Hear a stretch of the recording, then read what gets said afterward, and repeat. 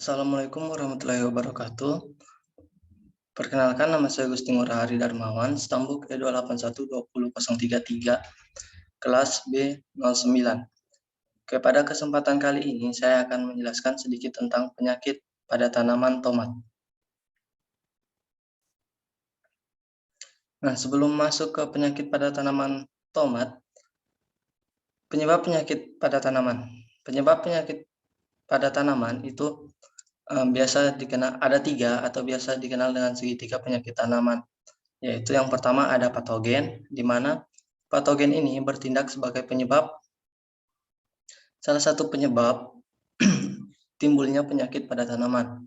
Kemudian ada lingkungan, ketika lingkungan pada tumbuhan atau lingkungan yang ditumbuhi oleh tanaman itu mendukung untuk munculnya patogen, maka tumbuhan tersebut akan terserang atau tanaman tersebut akan terserang oleh penyakit. Yang terakhir ada tanaman inang, di mana tanaman inang ini, ketika tanaman inang ini tidak kebal ataupun tidak resisten terhadap patogen, maka tanaman inang akan terserang oleh penyakit. Nah, ketiga aspek-aspek ini saling berkaitan. Ketika salah satunya itu tidak mendukung, seperti lingkungannya bagus atau tanaman inang yang bagus dan berasal dari benih yang unggul, itu penyakit tidak akan datang seperti itu atau tidak akan ada seperti itu.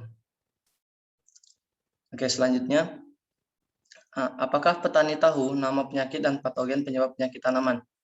Dari hasil wawancara yang saya lakukan langsung yang saya lakukan kepada petani mengetahui nama dari penyakit yang menyerang tanaman yang mereka budidayakan, seperti pada yang saya wawancarai adalah petani tomat, petani tanaman tomat. Nah, mereka mengetahui nama penyakitnya seperti bercak daun, tetapi mereka tidak tahu patogen penyerang atau patogen penyebab dari penyakit tanaman mereka tersebut, seperti itu.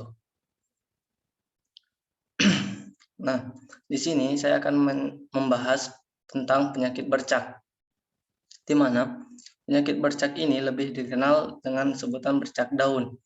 Petani lebih mengenalnya dengan sebutan bercak daun. Disebabkan oleh jamur atau cendawan Cercospora sp. Ini disebabkan oleh Cercospora sp, tetapi juga dapat disebabkan oleh cendawan lain seperti Alternaria solani. Itu penyakit bercak dapat disebabkan oleh kedua jamur ini. Nah, kemudian gejala yang ditimbulkan oleh penyakit bercak ini ada 3, yaitu yang pertama, terdapat bintik coklat pada daun, di mana bisa kita lihat pada gambar ini ada bintik-bintik coklat pada daun yang kemudian akan menyebar meluas seperti itu. Kemudian pinggiran daun akan mulai mengkerut karena matinya sel-sel jaringan yang disebabkan oleh jamur patogen penyebab penyakit tersebut.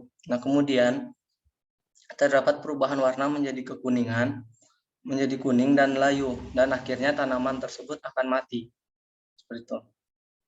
Kemudian ada tanda, yaitu adanya benang putih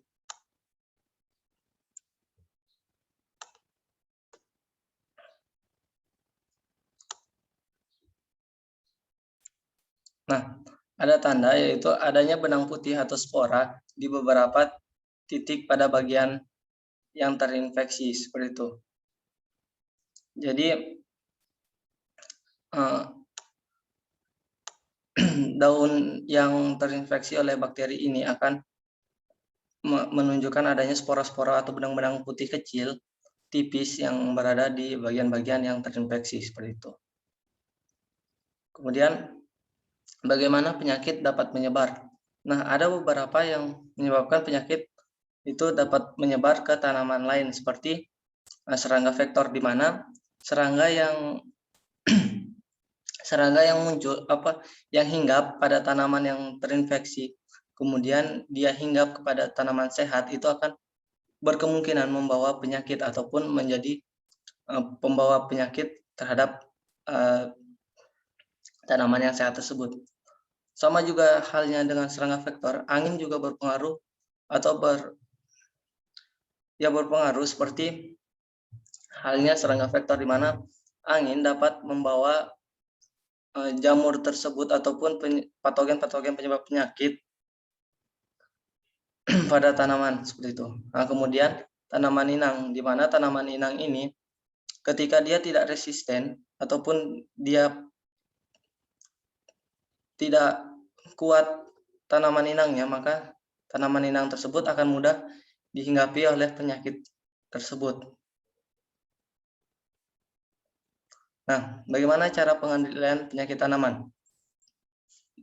Berdasarkan hasil wawancara yang saya lakukan juga, itu petani lebih memilih yang pertama kali dilakukan adalah penyemprotan pestisida untuk menanggulangi serangan dari penyakit tersebut. Kemudian ketika penyemprotan pestisida itu sudah tidak berpengaruh ataupun tidak menghasilkan apa-apa, maka langkah berikutnya adalah menghilangkan bagian tanaman yang terinfeksi, seperti melakukan pemangkasan. Nah, yang terakhir adalah penggunaan benih bermutu. Ketika benih bermutu digunakan, maka tanaman yang dihasilkan pun akan menjadi tanaman yang sehat dan bermutu juga. Seperti itu. Oke, jadi cukup sekian presentasi yang sempat saya sampaikan, kurang lebihnya mohon dimaafkan. Akhir kata saya ucapkan sekian dan terima kasih. Wassalamualaikum warahmatullahi wabarakatuh.